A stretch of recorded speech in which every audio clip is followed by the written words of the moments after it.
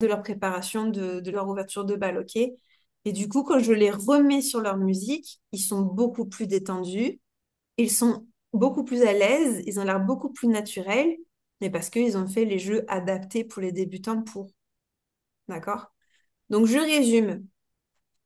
Première chose, on fait la paix avec une chorégraphie spectaculaire, c'est possible et ça ne va pas forcément être une chorégraphie difficile, bien au contraire.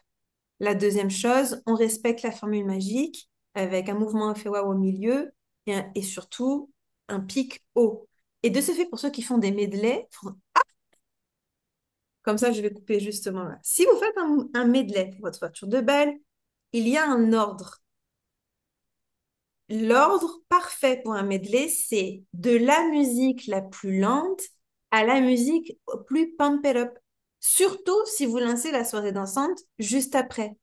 Parce que si vous faites à l'inverse, bon, après c'est des conseils, vous faites ce que vous voulez. Si vous voulez terminer par un slow et que vous êtes heureux, faites. Mais je vous explique pourquoi.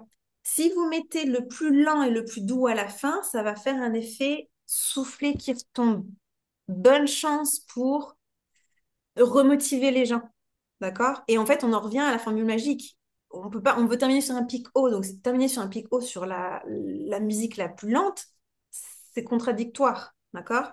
Donc, si vous faites un medley, faites bien attention à choisir les rythmes les plus lents au plus haut. On en fait des medley en compétition, surtout en bachata. Souvent, on met des bachata lentes et après bachata traditionnelle qui est plus pump it up.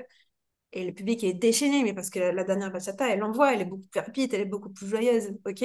Donc par exemple, si vous faites rock slow, c'est pas le bon sens, c'est slow rock. Je vous conseille, si vous voulez que ça soit super, ok? Et la dernière chose, un mois avant le jour J, faites votre chorégraphie,